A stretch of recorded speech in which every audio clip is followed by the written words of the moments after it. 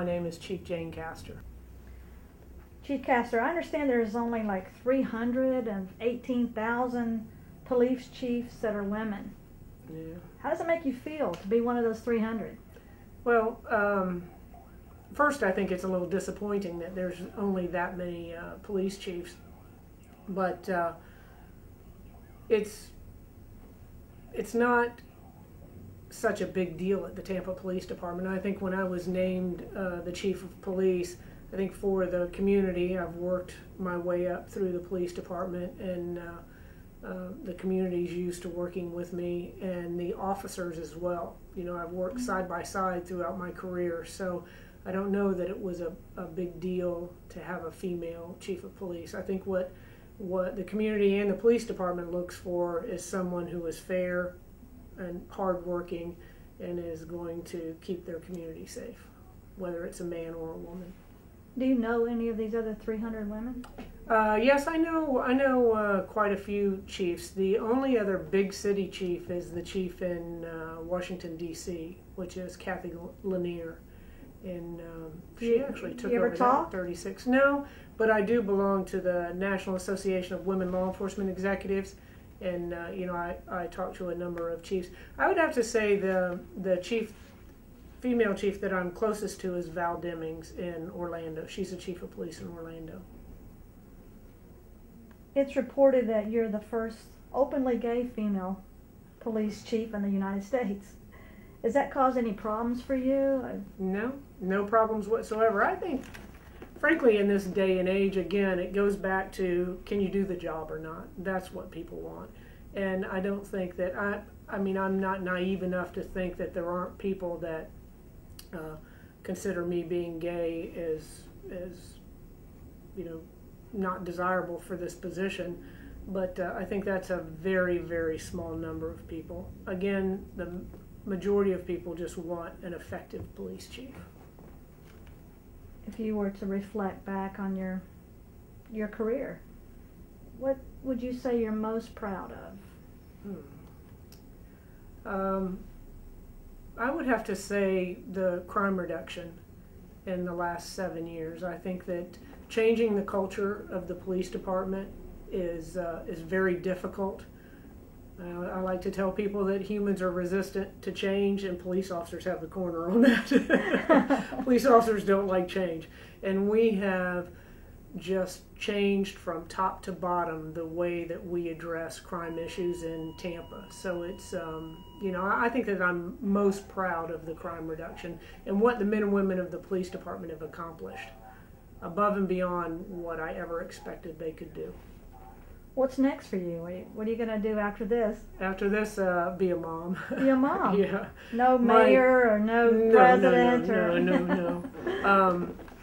No politics? No, I doubt that. I don't know that I would make a good politician. I'm a police officer and rather pragmatic, so I don't know how good I would be at being a politician.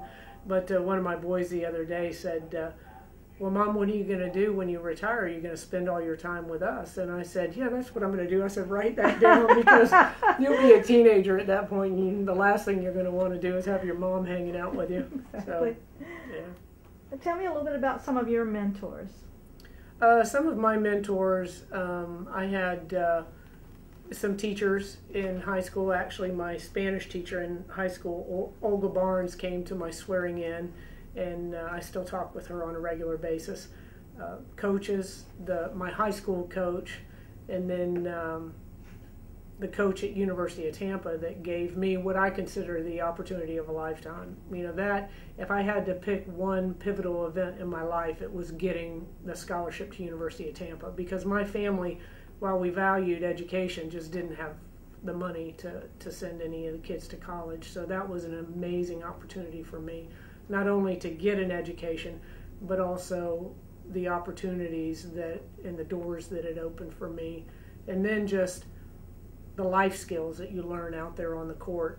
Being involved in athletics has just been invaluable for me. And then within the police department, I've been very fortunate to have a lot of very strong mentors as well that have kind of guided me along. So. I've always thought that women who played sports worked better in the corporate world or in any organization because you learn team building. Right. I think that can go for male or female. I think that when you're involved in team sports, and I'm sure there are other aspects of life that prepare people for positions of leadership, but for me it was athletics. You know, that you learn how to win and lose gracefully, you learn teamwork, you learn discipline, all the things that are necessary in life, a sense of fairness, so very important. Sorry, that'll go off soon. I didn't know if we were having a bomb threat or anything. No, it's here. a fire alarm, and Who is Jane Castor, the woman? Who is Jane Castor, the woman? Well, a mom first, and chief of police. Nothing extraordinary. In my How would opinion. your friends describe you? My friends, I think, would describe me as easygoing, loyal, great sense of humor. I would guess that's probably how they would describe me. If you were to be remembered by one quote, what would that quote be?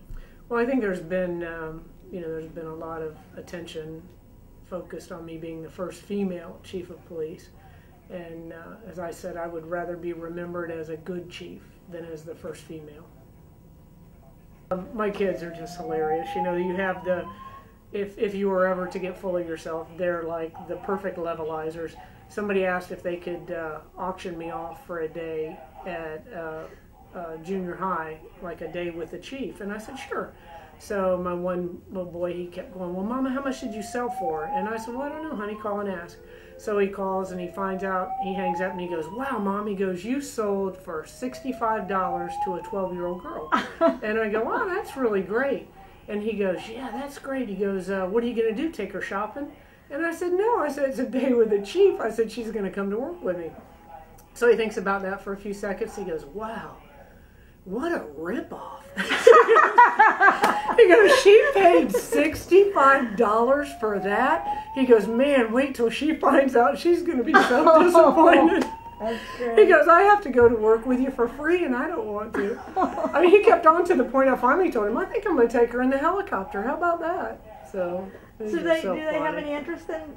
Yeah, they come to work. They come in here, you know, after camps and things like that, and you know, on the weekend they'll come into work with me. But they're just funny. They just don't see it as a very glamorous position I'm in. Or that I do the Great American Teach-In, and as they announced to the entire 5th grade, my mom's not a real cop. She's just a chief. She doesn't put bad guys in jail. She just sits behind a desk. So, you know, they're all...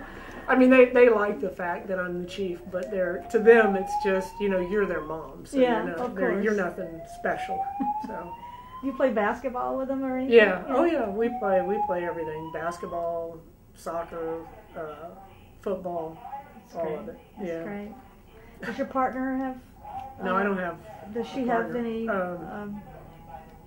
relationship with the children as well? Oh, yeah. We split them half and half, yeah. Okay. She's real good about that. So I get them half the time and she does. She makes up the schedule, but it's fair. It's half and half, so it's good. That's great. So they're a lot of fun.